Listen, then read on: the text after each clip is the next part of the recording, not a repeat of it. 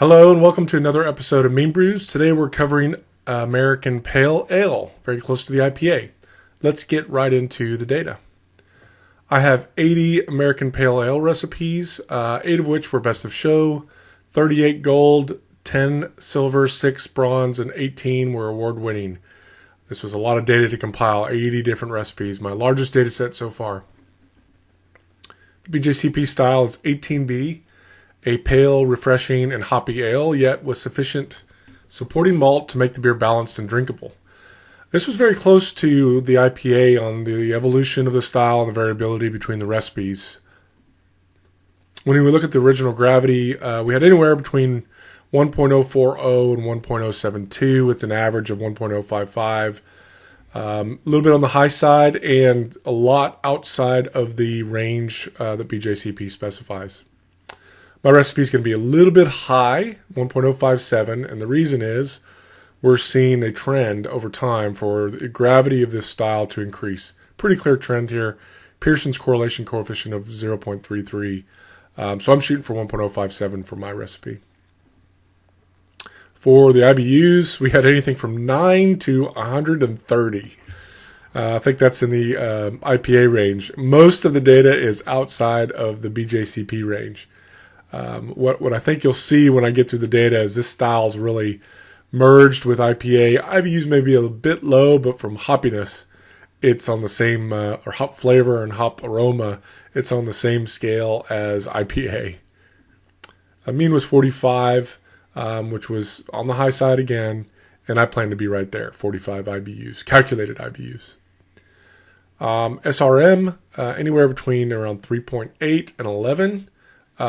Pretty much stayed within the BJCP range. The mean was 6.5. I plan to be a little bit lower, and the reason for that, we're seeing a trend down, of course. What you'll see when I present later is a lot of these specialty malts are coming out, and it's becoming more and more base malt, less dark crystal, less medium crystal. So the colors are coming down, which, it makes sense based on what we're seeing in the market as well. For all the recipes, the average percentage of base malt was 90%, crystal was 6.4, toast 2.1, roast just 3 recipes, put a little bit of roast probably for color, and then adjuncts 1.4. We are seeing a couple of trends on these crystal malts, like I discussed. They're coming down significantly. We have some up here at 15%, and then average for each year down into this 5-6% range. We're seeing an increase in adjuncts from nothing to now about 2 to 4% of the recipes. Grist has adjuncts. Now, when you look at specifically if they use these types of malts, 100% of the recipes used a base malts, of course, from anywhere between 72 and 100%. I'm going to be right at about 86% with my recipe, and I'll show you why. For the specialty malts, about 80% use crystal, and anywhere between about 1 and up to 18% of the grist with an average. Most of them average between 5 and 10%. Less used toast and less used adjuncts, but adjuncts are trending down. Adjuncts are trending up, and crystal's trending down. Just 3 recipes over here using the roasted malts right at about 1 to 2% of the grist. I plan to be a little light on the crystal to represent, or show that trending down. And I'm going to use some flaked adjuncts. So I'm going to be on this curve down here, just because, and I'll show you what I picked and why I picked it. Right around 6-7% of the grist for my adjuncts. All right, base malts. Lots of base malt. Most prominent was the American or British 2-row. I lumped them together. 99%. I think there's one recipe that used Pilsner, at an average of 79.3% of the grist. The next most prominent is Munich. 39% of the recipes used Munich at an average of 9.3% of the grist. We also had wheat malt, which is the red curve. Just under a third of the recipes used wheat malt. The green curve is Vienna, anywhere between, big range here with an average around 20% of the grist, but not a lot of recipes use them. Pilsner was the other one. I guess it was Vienna that used 100% Vienna malt. And then we had some others mild, spelt, and rye malts that made up the remainder of the base malts. I will be using for my recipe right at about 76% of American two-row and right at 10% of Munich. I'm not going to use any other base malts. Crystal malts, the most prominent was light crystal. 51% of the recipes used a light crystal, and an average of 5.7% of the grist. Next most prominent was Carapils. 39% of the recipes used Carapils, and an average of 4.3% of the grist. And medium crystal, 34% of the recipes used a medium crystal, and an average of 4.4% of the grist. I will be using a right at 4% light crystal and Carapils right at about 2% Carapils. On the low side for recipes that use them, but crystal's trending down like I showed earlier. Toast and roast malts, nothing over 25%. Most prominent was Victory or Biscuit to give you that cracker taste, biscuit taste. Others, aromatic honey, roasted barley, special roast, or chocolate or carafal malts. I'm not going to use any of these in my recipe.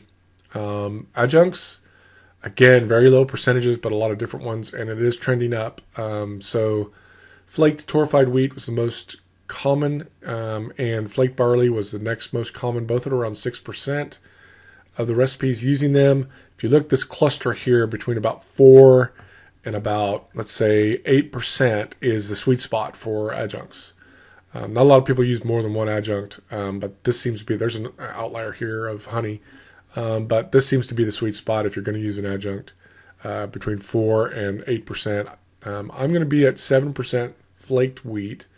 And the reason is when you combine the flaked wheat with the wheat malt, which I didn't select, you get above that 1/3 threshold, which I typically use for adding a grain to my grist. And I wanted to keep with the trend of seeing more adjuncts with this style, kind of going along with the hazies and the more common New England styles of pale and IPAs. So I picked flaked wheat just because wheat was the most prominent. I could have picked flaked oats, but I think for this recipe I'm going to use flaked wheat. Again, so individual malts. I checked each one, and these are the two most prominent that showed trending, and we saw Munich, an increase in Munich up to 5% of the rest of the grist, and a decrease in medium crystal, way down, going to nothing. So kind of showing how, the start of the style, we all know Sierra Nevada Pale Ale kind of created this style, and it's just medium crystal, and I think medium crystal Carapils and base malt or two-row kind of define the style with Cascade Hops. But we're just seeing what wins in competitions trending away from using the Crystal 60s, Crystal 70s around, and going to a more lighter, drinkable product. And Munich going up. So, that sweetness to pair along with the bitterness and the hops is something that we're starting to see. Bittering hops, wow, all over the place. I didn't even attempt to separate these out just because they're not going to fit on my sheet. 35 different bittering hops, which tells me and should tell you not really critical selection of bittering hops. If you care about it, Cascade and Centennial are most common. My recipe, I'm going to use Cascade because I'm using it elsewhere in the recipe, and if I were using Centennial elsewhere in the recipe, I'd be using it because it's got higher alpha acids. Flavor hops, we had 24 different flavor hops, most prominent Cascade and Centennial. Almost 50% of the recipes use those. Amarillo, Citra, Simcoe, Mosaic were also most prominent. 3/4 of the recipes used in all of those hops, or any combination of those. I will be using Cascade only in my flavor hop addition. Aroma hops, again, Cascade, Citra, Centennial, Mosaic, Amarillo, and Simcoe. 3/4 of the recipes used some form of those hops. I grouped Whirlpool and aroma hops together for this video. I had a lot of older recipes where they didn't really, it was hard to tell if they chilled immediately or if they did a hop stand. And I didn't think it would be a fair representation if I tried to present one versus the other. So I'm sorry if you were wanting to see this. separated out, but I didn't really feel like it would be, I would be giving my interpretation of the data I was seeing. And so I decided anything between 10 minutes and a hop stand would be included in one data set. I'll go back to my previous ways for future videos, but for this one, it just didn't make sense. It would skew the data with my opinion. So 28 different hops used here. I plan to use Cascade, Citra, and Mosaic for my hop stand. I will do a hop stand instead of a late edition hop. Dry hops, we had 28 different dry hops: Citra, Mosaic, Cascade, Simcoe, Amarillo, Centennial, and a bunch of other ones here. You can, if you really want to see it, pause the video and you can look at what people used. I will be using Citra, Mosaic, and Cascade, same as what I put in my Whirlpool.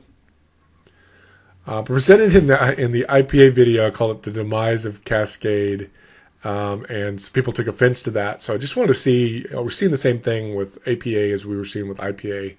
This for Cascade Brewer on Reddit, who had that comment, and really look at the trends here. So this is a flavor edition and aroma/Whirlpool edition for Cascade, and they're flat. We even have a 0.00 Pearson's coefficient here. And close to a 0 on the aroma and Whirlpool. Not seeing a decline in the use of Cascade through the years. Kind of defines the style, so didn't really expect to see that here. We still are seeing a rise in the Mosaic and Citra. Pretty substantial, from anywhere in the low 10s, 20% up to almost 100% of the recipes using Citra as a dry hop. Following the trend of IPAs, this is exactly what we saw. I only went back to 2015 because that's when we started seeing them win in competition. But if you want to win in competition, you need to be using Citra and Mosaic, or even some newer ones. That might stand out as well. But these are definitely going to give you a leg up if you're competing with these styles. The rate of hop additions, we'll just go through it. Flavor hop, 70% of the recipes used a flavor hop at an average of 0.22 ounce per gallon or 1.65 grams per liter. You see the range here, pretty substantial range. Aroma hops were 91% of the recipes use aroma or a Whirlpool hop addition at 0.42 ounce per gallon or 3.15 grams per liter. Huge range between 0.1 and 1.6. Dry hops, about 80% of the recipes use a dry hop at 0.48 ounces per gallon or 3.59 grams per liter. A little bit higher than the Whirlpool edition. I plan to be on the high end for all three of these, and I'll show you why. All three are increasing with time, as you'd expect. The lupulin shift is causing our palates to want more and more hop flavor and hop aroma in these styles. Pretty good correlation to the linear increase over time. Mash type, 93% were single infusion. We had 1 decoction mash and 2 step mashes, 2 or 3 step mashes. I will be doing a single infusion mash. What else? These are the mash rests. Again, 2 or 3 used protein, and 1 or 2, actually 2 here, did a beta rest. There were no acid rests here. Every single one of them for the main saccharification rest. Pretty tight band, 148 to 158 for the main saccharification rest, with an average of 153 Fahrenheit or 67 Celsius. The average mash duration was 63 minutes. I did have one 10-hour mash that I excluded the high-low because it jumped this up by 10 minutes, and I didn't think it really represented what people are doing because the data was so far out. Plan to be right on 153 for 60 minutes. Boil duration anywhere between 30 and 95 minutes with an average of 65, and I'll just be doing a 1 hour boil. The yeast used, Chico was the most prominent. Again, this is Chico defined this style of beer, or put Chico on the map, so that's what I'll be using for this recipe. Others, Fuller's White Lab 002 or 1968 was another one commonly used, as well as some others that you can't get anymore. But there's some of these with you Red Star Ale yeast. Not sure you can get that. These were the early recipes before this even came on the scene. It was really interesting. My data set went all the way back to 1985. So some pretty interesting early recipes. Mostly American or English styles of yeast here. Prominence of White Lab, you see the ones back in the 80s really didn't use White Lab 001, and we're just seeing that rise with time. So more and more credence to using the Chico strain here. Water chemistry, calcium, the average is 88, magnesium 8, sodium 22, sulfate 155, and chloride 67. I am going to be right on the averages, and this was surprising to me. Usually when I plug in the average data into some water calculator software, it never really lines up. You got to get all the ions to balance out, but surprisingly this one, the average is completely balanced out right to an acceptable water profile. So I will be staying right at the averages for each one of these. Fermentation temperatures, for all the yeast used, we had a range between 52 and 70. I think there was one that used the California lager, anchor strain, which is a lager yeast, fermenting it very cool, which is why we had it all the way out here. Looking at our top 2 yeast strains, the Chico strain and the Fuller strain, both of them were right there on the average, which was about 66 Fahrenheit, lining up with the complete data set. And anywhere between 64 and 70 were the temperatures fermented for the Chico strain, which is the 66 is about 19 degrees Celsius. And I'm going to ferment right at that temperature as well. Other variables, carbonation, 2.48, volumes a little bit higher than IPA, surprisingly. Mash pH was almost identical to the IPA. I think the IPA was 5.38 and this is 5.42. All right, let's get into the recipe. Before we get into the recipe, just a reminder, this recipe will be available at Bacchus and Barleycorn, which is a homebrew shop in Kansas City. The link is in the description of the video. If you want to, I just bought and brewed my IPA recipe with the full kit that they provided. Fantastic, comes completely with a link to the video and to the Brewfather website for instruction. Couldn't be simpler. It's great that my recipe is going to be on there, and now I don't have to go and get my own grain bill. I can just go there and buy them. So this one will be available. Just go in the description, click the link, and buy the recipe. Thanks. As for the grist, we start out with our 86% of base malts, these two, which is 76.4% of basically just American 2. I picked Great Western because I'm looking for something around 2 degrees lava bond. And IREX Munich malt, something in the 8 to 10 range, not a dark Munich, about 10% of the grist. For my crystal malts, I'll be using 4% Crystal 20, or Caramel 20, and 2% Carapils. That gets me at 6% crystal malts, and then the 7% flaked wheat that we talked about earlier. All right, my hop bill. I'm going to start with Cascade, about 17 IBUs of bittering hops. And then at 10 minutes, I'm going to put in about 0.25 ounces per gallon of Cascade. For my hop stand, I have these 3 hops we talked about earlier. Cascade, Citra, and Mosaic. 0.19 ounces per gallon each of Cascade and Citra. Less of Mosaic, 0.13, just because Mosaic can pretty much dominate a hop profile if used in equal proportions to the other hops.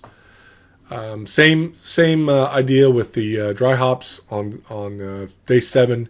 0.25 ounces per gallon of dry hops of Cascade and Citra, and 0.15 of Mosaic.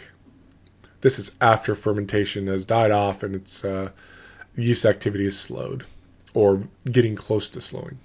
I'm going to use White Labs 105.6 American Ale. I'm going to shoot for our original gravity of 1.057 with 45 IBUs.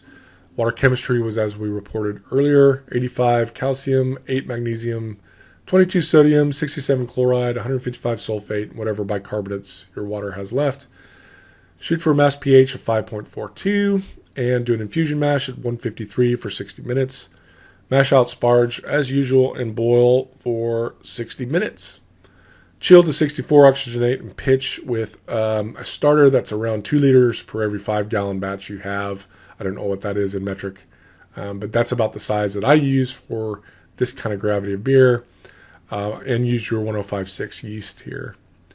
Ferment at 66 Fahrenheit, and when you're about 2 to 5 points from your final gravity, rise to 70 and add your dry hop addition. and hold for 2 to 3 days before you keg. Transfer to a bottle or keg and carbonate to 2.5 volumes of CO2. All right, that's it. Thanks for tuning in.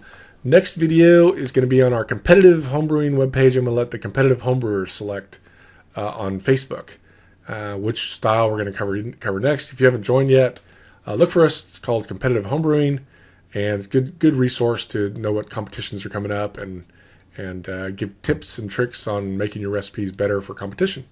Thanks for tuning in. See you again. Bye.